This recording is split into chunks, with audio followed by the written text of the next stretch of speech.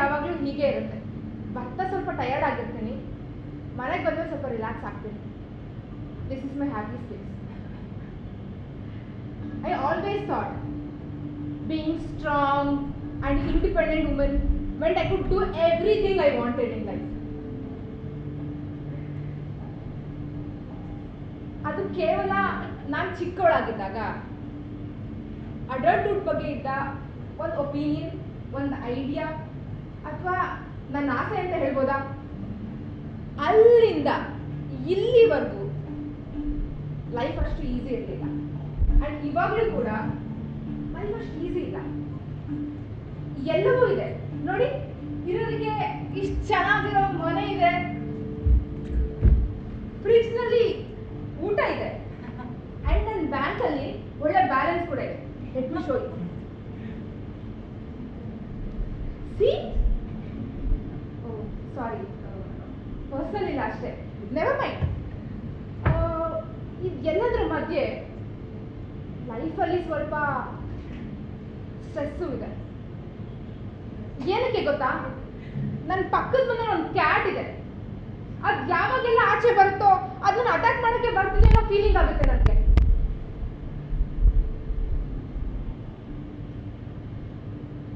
I don't like cats. Actually I am terrified of cats.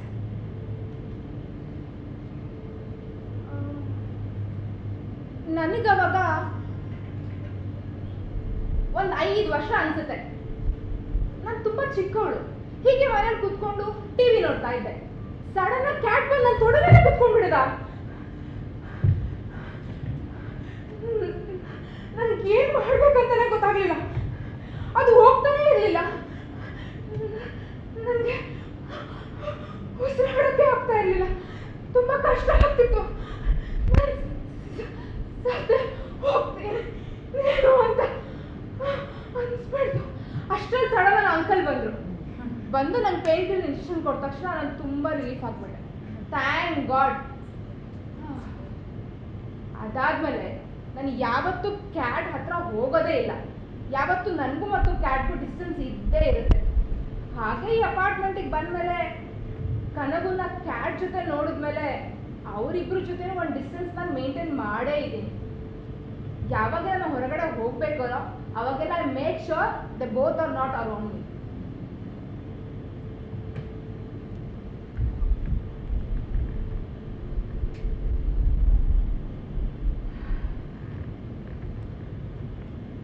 ಕನಗು ನನ್ನ ಅಣ್ಣನ best friend.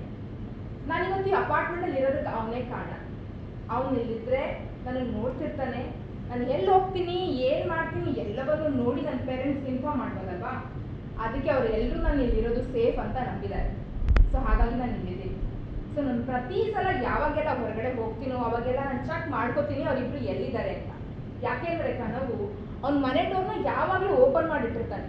ಅವರಿಬ್ರು ಮನೆ ಒಳಗಿದ್ರೆ ನಾನು ಆಚೆ ಹೋಗೋದು ಸೇಫ್. ಅದಕ್ಕೆ ಯಾವಾಗಲೂ ಕ್ರಾಸ್ ಚೆಕ್ ಮಾಡಿಕೊಂಡೇ ವಾಪಸ್ ಹೋಗೋದು.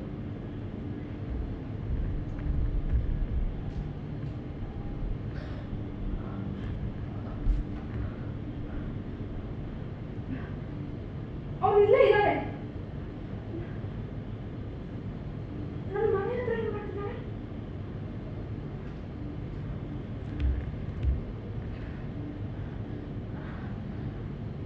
ಏನೋ ಪೇಪರ್ ಇಟ್ಕೊಂಡಿದ್ದಾನೆ.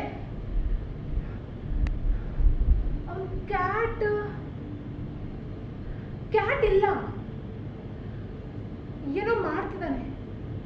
ಬೇಜಾರಾಗಿರೋ ತರ ಕಾಣಿಸ್ತಿದೆ. He is crying.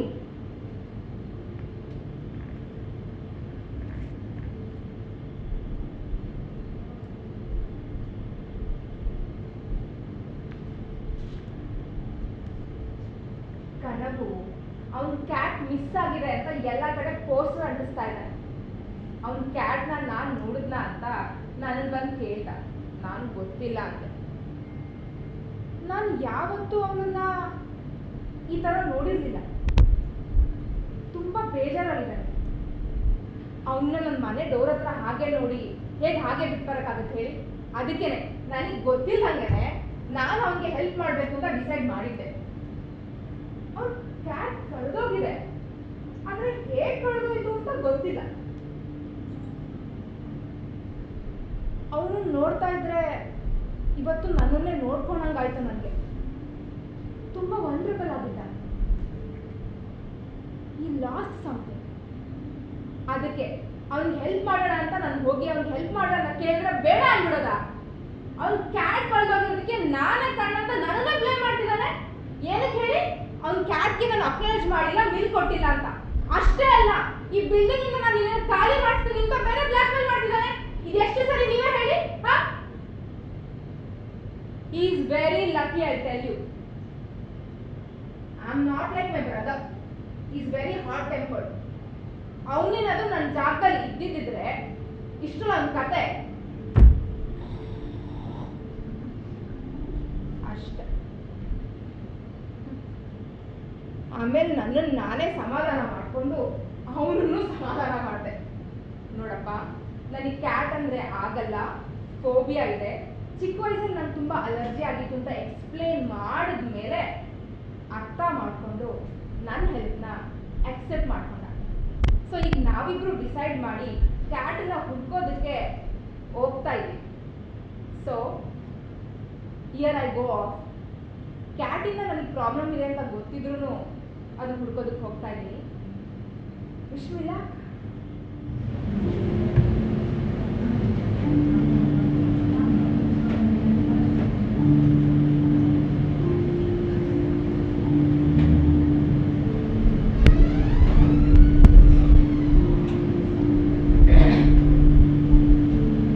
ನಿಮ್ಗೆಲ್ಲ ನೆನಪಿದ್ಯಾ?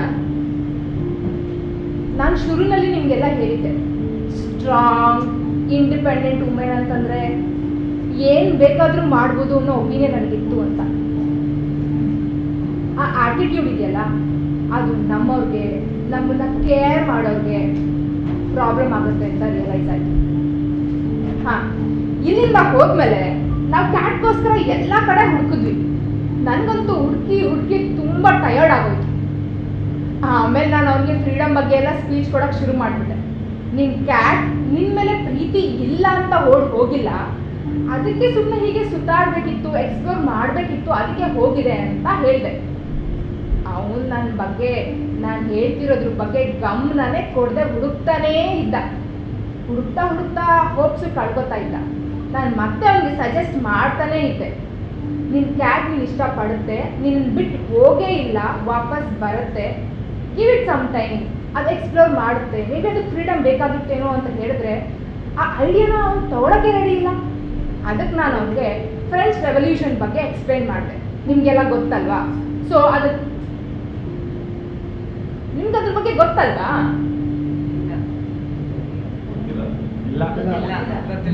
ಓಕೆ ಓಕೆ ಫೈನ್, ನಾನು ನಿಮ್ಗೆ ಎಕ್ಸ್ಪ್ಲೈನ್ ಮಾಡ್ತೀನಿ. ಫ್ರೆಂಚ್ ರೆವಲ್ಯೂಷನ್ ಕೂಡ ಆಗಿದ್ದು ಫ್ರೀಡಮ್ಗೋಸ್ಕರ. ಅವರು ಅವ್ರ ಸ್ವತಂತ್ರಕ್ಕೋಸ್ಕರ ಹೋರಾಟ ಮಾಡ್ತಾನೇ ಇದ್ರು, ಲಿಬರ್ಟಿ, ಈಕ್ವಾಲಿಟಿ, ಫರ್ಟರ್ನಿಟಿಗೋಸ್ಕರ. ಸ್ಟಾರ್ಟಿಂಗಲ್ಲಿ ಅದು ತುಂಬ ನಾರ್ಮಲ್ ಆಗಿ ನಡೀತಾ ಇತ್ತು. ಆಮೇಲೆ ಹೋಗ್ತಾ ಹೋಗ್ತಾ ತುಂಬ ಕ್ಯೂರಿಯಸ್ ಆಗಿ ವೈಲೆನ್ಸ್ ಆಗಿ ಕನ್ವರ್ಟ್ ಆಗೋಯ್ತು. ಆಮೇಲೆ ನೆಪೋಲಿಯನ್ ಅದನ್ನ ಟೇಕ್ ಓವರ್ ಮಾಡಿದ್ದ. ಇದನ್ನ ಹೇಳ್ತಿದಂಗೆ ಅವನು, ನೀನ್ ನನಗೆ ಆ ಜೈಲಲ್ಲಿ ಕಂಪೇರ್ ಮಾಡ್ತೀಯಾ ಅಂತ ಫುಲ್ ಅಫೆನ್ಸಿವ್ ಆಗ್ಬಿಡೋದ. ನಾನು ಇದೊಳ್ಳೆ ಕಥೆ ಆಯ್ತಲ್ಲಪ್ಪ ಅಂತ ಸುಮ್ಮನಾಗ್ಬಿಟ್ಟೆ. ಬಟ್ ಆ ಮೂಮೆಂಟ್ ಮಾತ್ರ ತುಂಬಾ ಸ್ಟ್ರೇಂಜ್ ಆಗಿತ್ತಪ್ಪ. ಬಟ್ ಆಫ್ಟರ್ ಸಮ್ ಟೈಮ್ ಅವನ ಮುಖದಲ್ಲಿ ಏನೋ ಒಂದು ಬದಲಾವಣೆ ನೋಡಿದೆ ನಾನು. ಈ ಸ್ಟಾರ್ಟೆಡ್ ಟು ಅಕ್ಸೆಪ್ಟ್ ಇಟ್. ಅವನು ಅದನ್ನ ಅಕ್ನಾಲೇಜ್ ಕೂಡ ಮಾಡ್ಕೊಂಡ. ಅವನ ಕ್ಯಾಟಿಗೆ ಸ್ವಲ್ಪ ಸಮಯ ಬೇಕಿತ್ತು, ಅವನ ಪ್ರೀತಿ ಆ ಕ್ಯಾಟನ್ನ ತುಂಬ ಸಫೋಕೇಟ್ ಮಾಡ್ತಿತ್ತು ಅಂತ. ನಾನು ಸ್ವಲ್ಪ ಸಮಾಧಾನ ಆಯಿತು. ತುಂಬ ಲೇಟ್ ಆಗಿತ್ತಲ್ವಾ, ಹುಡುಕ್ತಾ ಹುಡುಕ್ತಾ ನಾವು ವಾಪಸ್ ಅಪಾರ್ಟ್ಮೆಂಟ್ ಹತ್ರ ಬಂದ್ಬಿಟ್ವಿ. ಆದರೆ ಅವನ ಮುಖದಲ್ಲಿ ಕ್ಯಾಟ್ ಮತ್ತೆ ಸಿಗುತ್ತೋ ಇಲ್ವೋ ಅನ್ನೋದ್ರ ಬಗ್ಗೆ ಹೋಪ್ಸ್ ಕಳ್ಕೊಂಡೇ ಬಿಟ್ಟಿದ್ದ. ಅದನ್ನ ನೋಡಿ ನನಗೆ ಬೇಜಾರಾಯಿತು. ಅವ್ನ ಹೋಪ್ಸ್ ಕಳ್ಕೊಳ್ಳೋದಕ್ಕೆ ನಾನೇನಾದ್ರೂ ಕಾರಣ ಆಗ್ಬಿಟ್ನ ಅಂತ. ಅಲ್ಲಿಂದ ಇಬ್ರು ವಾಪಸ್ ಮನೆಗೆ ಹೋಗ್ತಾ ಇದ್ವಿ. ಆಗ ಸಡನ್ ಆಗಿ ಯಾರು ನಮ್ಮನ್ನ ಎಲ್ಲಿಂದನೋ ಕರೆದ ಹಾಗೆ ಒಂದು ಸೌಂಡ್.